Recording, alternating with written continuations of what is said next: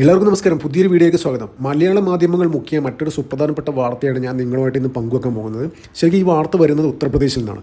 ഉത്തർപ്രദേശിലെ റായ്ബറേലിക്കടുത്ത് ബല്യ എന്ന് പറഞ്ഞ ഡിസ്ട്രിക്റ്റിൽ കഴിഞ്ഞ 40 വർഷമായി പ്രവർത്തിച്ചുകൊണ്ടിരിക്കുന്ന BJPയുടെ ഒരു ഓഫീസ്, ആ ഓഫീസ് യോഗി സർക്കാരിൻ്റെ ബുൾഡോസർ കൊണ്ട് ഇടിച്ചങ്ങ് പപ്പടമാക്കി കളഞ്ഞു.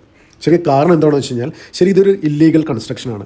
അതായത് മുനിസിപ്പാലിറ്റിയുടെ ഭൂമി കയ്യേറി പണിത ഒരു സ്ഥാപനമാണിത്, ഒരു ബിൽഡിങ്ങാണിത്. ഈ ബിൽഡിംഗ് എന്ന് വെച്ചാൽ അത്യാവശ്യം വലിയ സെറ്റപ്പാണ് കേട്ടോ. ഇവിടെ 25ഓളം റൂമുകളുണ്ട്. ഇത് ഒരു നില ബിൽഡിങ്ങാണ്, ഇങ്ങനെ വിസ്താരമായി കിടക്കുന്ന ഒരു നില ബിൽഡിങ്ങാണ്.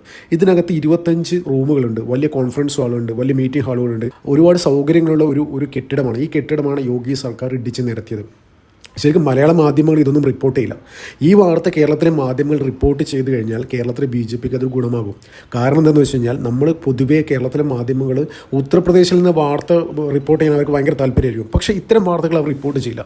അവർ കൂടുതലായിട്ട് റിപ്പോർട്ട് ചെയ്യുന്നതെന്ന് വെച്ച് കഴിഞ്ഞാൽ മുസ്ലിമിനെ ആക്രമിക്കപ്പെടുകയോ മുസ്ലിമിനെ ആരെങ്കിലും എന്തെങ്കിലും ചെയ്യുമോ, അത്തരത്തിലെ വാർത്തകൾ മാത്രമേ നമ്മൾക്ക് കേരളത്തിലെ മാധ്യമങ്ങൾ നമ്മുടെ മുന്നോട്ട് വെച്ച് തരുള്ളൂ. നമുക്കറിയാം, ഹത്രാസ്, ഉന്നാവോ, അവിടെ എന്തെങ്കിലും നടന്നു കഴിഞ്ഞാൽ അതിൻ്റെ സത്യം പോലും അറിയാതെ, സത്യാവസ്ഥ പോലും ഇവിടെ പ്രചരിപ്പിക്കാതെ അസത്യങ്ങൾ പ്രചരിപ്പിച്ച് ഇവിടെ മെഴുകുതിരി കത്തിക്കൽ, അങ്ങനെ ഇങ്ങനെ കോലാഹലങ്ങൾ, അങ്ങനെ ഇങ്ങനെ പരിപാടികളൊക്കെയാണ് ഇവിടുത്തെ മാധ്യമങ്ങളും ഇവിടുത്തെ ആക്ടിവിസ്റ്റുകളൊക്കെ ചെയ്യുന്നത്. പക്ഷേ ഇത്തരത്തിലുള്ള നല്ല കാര്യങ്ങൾ, അതായത് BJPക്ക് ഗുണമുള്ള ഒരു കാര്യങ്ങളും അവിടെ റിപ്പോർട്ട് ചെയ്യില്ല.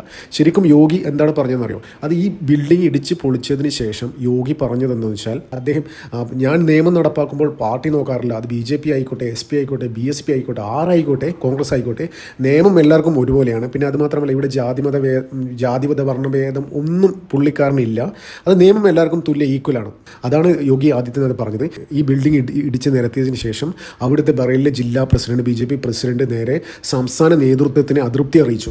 അതായത് ഇത് വർഷങ്ങളായിട്ട് ഇവിടെ നിന്ന് പോന്നിരുന്ന ഒരു ബിൽഡിംഗാണ്, ഇത് പൊളിച്ചു കളയേണ്ട ആവശ്യമില്ല, അതൊരു കടന്ന കൈയായി പോകുന്ന രീതിയിൽ അവിടുത്തെ ജില്ലാ പ്രസിഡന്റ് സംസ്ഥാന നേതൃത്വത്തെ അറിയിക്കുകയും ചെയ്തു. പക്ഷേ യോഗി പറഞ്ഞതെന്ന് വെച്ച് കഴിഞ്ഞാൽ, പോയി പണി നോക്കാൻ പറഞ്ഞു. അതായത് നിയമം എല്ലാവർക്കും ഒരുപോലെയാണെന്ന രീതിയിലാണ് പറഞ്ഞത്. നമുക്കറിയാം, ഉത്തർപ്രദേശിൽ നിന്ന് നല്ല വാർത്തകൾ ഒന്നും ഇവിടുത്തെ മാധ്യമങ്ങൾ ചെയ്യില്ല. ശരിക്കും അവിടെ ശരിക്കും ഒരു ശക്തനായ ഭരണാധികാരി ആവശ്യമാണ്. അത് കഴിഞ്ഞ 10-40 വർഷം 50 വർഷം ഭരിച്ച് മുടിച്ച് കുളം തോണ്ടിയ ഒരു സംസ്ഥാനമാണ് ഈ ഉത്തർപ്രദേശ് എന്ന് പറഞ്ഞത്. ശരിക്കും ഒരു ജംഗിൾ രാജ്യമാണ്. അത് 2017 യോഗി വരുന്നതിന് മുന്നേ വരെ ജംഗിൾ രാജ്യമാണ്. ഇപ്പോഴും ഉണ്ടല്ലോ, ഇപ്പോഴും ഇനിയും ഒരു 15 വർഷമെങ്കിലും യോഗി അവിടെ ഭരിച്ചാൽ മാത്രമേ ഈ ഉത്തർപ്രദേശിനൊന്ന് ക്ലീൻ ആക്കാൻ പറ്റും. അത്രയ്ക്ക് ഒരു അരാജകത്വം നിറഞ്ഞ ഒരു സ്റ്റേറ്റ് ആയിരുന്നു. ആക്കി മാറ്റി ഇവിടുത്തെ BSP, SP, കോൺഗ്രസ് ഇവരൊക്കെ ചേർന്നിട്ടുണ്ടല്ലോ. ഈ അമിതമായ ഇസ്ലാമിക പ്രീണനം, അവിടെ ജിഹാദികൾക്ക് വേണ്ടി എന്തും ചെയ്തു കൊടുക്കാമെന്നുള്ള സെറ്റപ്പ്, ആ ഒരു രീതിയിൽ സംസ്ഥാനത്തിനെ അവർ മാറ്റിയെടുത്തു. അപ്പോൾ യോഗി ഇപ്പോൾ ചെയ്തുകൊണ്ടിരിക്കുന്നത് മതിയാവില്ല. അതായത് ഇപ്പോൾ ഈ യോഗി 2017 അധികാരത്തിൽ വന്നത്. അതിനുശേഷം അദ്ദേഹം കർശനമായി, അതായത് ഉത്തർപ്രദേശിൽ അത്രയും വിൽ പവറിൽ ഒരാൾക്ക് മാത്രമേ ഭരണം നടത്താൻ പറ്റൂ. അതുകൊണ്ടാണ് ഇത്രയും വിൽ പവറും അദ്ദേഹത്തിന് കാര്യങ്ങൾ എക്സിക്യൂട്ട് ചെയ്യാനുള്ള ക്യാപ്പബിലിറ്റിയും കപ്പാസിറ്റി ഉള്ളതുകൊണ്ടാണ് രണ്ടാം തവണയും അവിടെ തുടർച്ചയായി 2ാം തവണ അദ്ദേഹത്തെ അധികാരത്തിലേറ്റിയത്. ശരിക്കും അത് UPയുടെ ചരിത്രത്തിൽ തന്നെ ആദ്യമാണ്. അവിടെ 5 വർഷം തികക്കുക എന്ന് തന്നെ പറഞ്ഞാൽ വലിയ കാര്യമാണ്. അപ്പോൾ അങ്ങനത്തെ ഒരു സംസ്ഥാനത്ത് ഇങ്ങനെയൊക്കെ ചെയ്താൽ, ഇവരോടൊക്കെ ഇങ്ങനെ പെരുമാറിയാൽ മാത്രമേ പിടിച്ചു നിൽക്കാൻ പറ്റൂ. അത് മാത്രമല്ല, ഇദ്ദേഹത്തിന് എന്ന് വെച്ച് കഴിഞ്ഞാൽ രാജ്യ താല്പര്യം മുൻനിർത്തി മാത്രം പ്രവർത്തിക്കുന്ന ഒരു പാർട്ടിയാണ്. അത് കുടുംബമില്ല, ആർക്കും കൊള്ളയടിക്കേണ്ട ആവശ്യമില്ല, മക്കൾക്കും മരുമക്കൾക്കൊന്നും സർക്കാരിൻ്റെ പൈസ ലൂട്ട് ചെയ്തിട്ട് കൊടുക്കേണ്ട ആവശ്യമില്ല. ഇദ്ദേഹം ഒരു സന്യാസിയാണ്. അപ്പോൾ രാജ്യത്തിന് വേണ്ടി മാത്രം പ്രവർത്തിക്കുന്ന ഒരാളാണ്.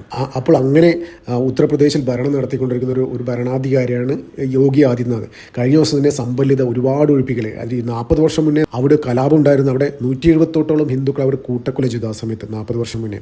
അപ്പോൾ അതിൻ്റെ രേഖകളും അവിടെ, എന്നിട്ട് ആ ഭൂമികളൊക്കെ മുസ്ലിം ആൾക്കാർ തട്ടിയെടുത്തു. അപ്പോൾ ഇപ്പോൾ യോഗി ആദിത്യനാഥ് ശരിക്കും സമ്പന്നിൽ എല്ലാ റവന്യൂ ഡോക്യുമെൻറ്റ്സും വെച്ചിട്ട് അവിടെ ഒരു ഡ്രൈവ് തന്നെ സംഘടിപ്പിക്കുകയാണ്. ആരാണ് ഹിന്ദുക്കളെ ഭൂമി കയ്യേറിയത്. അപ്പോൾ അതുമായി ബന്ധപ്പെട്ട് എന്തൊക്കെയോ കള്ളത്തരങ്ങൾ, വർഷങ്ങളായി നടത്തിക്കൊണ്ടിരിക്കുന്ന കള്ളത്തരങ്ങൾ പുറത്തു വന്നു. അതിൽ ഏറ്റവും പ്രധാനപ്പെട്ട ഇതാണ് അവിടെ ഭസ്മശങ്കര ഹനുമാൻ ക്ഷേത്രം. ആ ക്ഷേത്രം വലിയൊരു വീട്, ആ ക്ഷേത്രത്തിന് ചുറ്റും വലിയൊരു വീട് പണിത് ക്ഷേത്രം മറക്കുന്ന രീതിയിലേക്ക് കാര്യങ്ങൾ. അതായത് 40 വർഷം മുന്നേ അവിടെ കലാപം ഉണ്ടായപ്പോൾ അവിടുന്ന് ഓടിപ്പോയ ആൾക്കാർ പൂജിച്ചിരുന്നൊരു ക്ഷേത്രമായിരുന്നത്. അതുകൂടാതെ ആ ഒരു പ്രക്രിയയുടെ ഭാഗമായിട്ട് അവിടെ വർഷങ്ങളായി നടത്തിക്കൊണ്ടിരിക്കുന്ന വൈദ്യുതി മോഷണം പിടിച്ചു. അവിടുത്തെ MP സിയാവുൾ റഹ്മാൻ, അദ്ദേഹത്തിൻ്റെ വീട്ടിൽ ഒത്തിരി ഇലക്ട്രോണിക്സ് ഉപകരണങ്ങൾ ഉപയോഗിക്കുന്നുണ്ട്. അങ്ങനെ AC, വാഷിംഗ് മെഷീൻ, അങ്ങനെ ഒരു 12-14 AC ആയിട്ട് അദ്ദേഹത്തിൻ്റെ വീട്ടിൽ ഉപയോഗിക്കുന്നുണ്ട്. അദ്ദേഹം കഴിഞ്ഞ 10 വർഷമായി ഇലക്ട്രിസിറ്റി ബില്ല് അടച്ചിട്ട് 4 കോടിക്കടുത്ത് ഫൈൻ എഴുതി കൊടുത്തു യോഗി ആദിത്യനാഥ്. അതായത് ഇത്തരം കാട്ടു നിയമങ്ങളാണ്. അപ്പോൾ അദ്ദേഹം ഒരു SP MP ആട്ടോ, ഈ സിയാവുൾ റഹ്മാൻ. അപ്പോൾ ഇവരൊക്കെ ഭരണത്തിൻ്റെ തണലിൽ തഴച്ചു വളർന്ന് അവിടെ ഒരു ജംഗിൾ രാജ്യമായിരുന്നു. ആ ജംഗിൾ രാജ്യമാണ് ഇപ്പോൾ യോഗി ആദിത്യനാഥ് മെല്ലെ അതെല്ലാം ശരിയാക്കി കൊണ്ടുവരുന്നു. അപ്പോൾ അതിൻ്റെയൊക്കെ ഭാഗമായിട്ടാണ് അപ്പോൾ അവിടെ അപ്പോൾ അങ്ങനത്തെ ഒരു അവസ്ഥയിൽ നിയമം നടപ്പിലാക്കുമ്പോൾ അവിടെ പാർട്ടി നോക്കാറില്ല. ഇനി BJP കാരനായാലും വേണ്ടില്ല, കോൺഗ്രസ്സുകാരനായാലും വേണ്ടില്ല, SP ആയാലും വേണ്ടില്ല, ആരായാലും വേണ്ടില്ല, യോഗി ആദിത്യനാഥ് മുഖം നോക്കാതെ അവിടെ എക്സിക്യൂട്ട് ചെയ്തുകൊണ്ടിരിക്കുകയാണ്. ശരിക്കും ഇദ്ദേഹം ഒരു 10 വർഷം കൂടി UP ഭരിക്കണം ശരിക്കും, എന്നാൽ UP ക്ലീൻ സിറ്റിയാക്കാൻ പറ്റും. അതായത് ആദ്യം പറഞ്ഞ മാതിരി ഇത്രയും വർഷം ഇവന്മാരൊക്കെ ഭരിച്ച് അവിടെ ഒരു ഗുണ്ടാരാജ് തന്നെയായിരുന്നു. അപ്പോൾ ഇവന്മാരൊക്കെ ശരിക്കും കൈകാര്യം ചെയ്യണമെങ്കിൽ യോഗി ആദിത്യനാഥിനെ പറ്റൂ.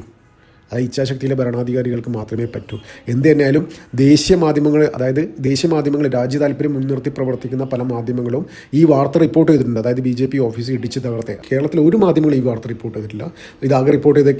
ഇതാകെ റിപ്പോർട്ട് ചെയ്തത് ചില ഓൺലൈൻ മാധ്യമങ്ങളും യൂട്യൂബ് ചാനലുകളൊക്കെയാണ്. അപ്പോൾ എന്ത് തന്നെയായാലും BJPക്ക് ഗുണം കിട്ടുന്ന ഒരു കാര്യമായിട്ട് കേരളത്തിലെ മാധ്യമങ്ങൾ എടുക്കില്ല. നമുക്കറിയാം കുറച്ച് വർഷം മുന്നേ SDPI ഭയങ്കര ഇവിടെ കേരളത്തിൽ കലാപം സൃഷ്ടിച്ചപ്പോൾ അത് ചർച്ച ചെയ്യാൻ ഇവിടുത്തെ ഒരു പ്രമുഖ മാധ്യമത്തിന് താല്പര്യമില്ലത്രേ. എന്താണ് കാരണം എന്ന് ചോദിച്ചു കഴിഞ്ഞാൽ അത് ചർച്ചയ്ക്ക് എടുത്തു കഴിഞ്ഞാൽ ഇവിടെ BJPക്ക് അനുകൂലമായൊരു ട്രെൻഡ് ഉണ്ടാവും. BJPക്ക് അത് കേരള രാഷ്ട്രീയം BJPക്ക് അനുകൂലമാകും. അതുകൊണ്ട് ഞങ്ങൾക്ക് ചർച്ച ചെയ്യാൻ താല്പര്യമില്ല എന്ന് പറഞ്ഞ ഒരു മാധ്യമ പ്രവർത്തക ഉള്ളൊരു നാടാണ് കേരളത്തിൽ. അപ്പോൾ ഇത്തരം വാർത്തകളൊന്നും കേരളത്തിലെ മാധ്യമങ്ങളൊന്നും റിപ്പോർട്ട് ചെയ്യില്ല എന്ന് നമുക്ക് അത്രയും പ്രതീക്ഷിക്കാൻ പാടുള്ളൂ. അതായത് ഇവരുടെ അടുത്ത് നിന്നൊക്കെ ഇത്രമാത്രം പ്രതീക്ഷിച്ചാൽ മതി.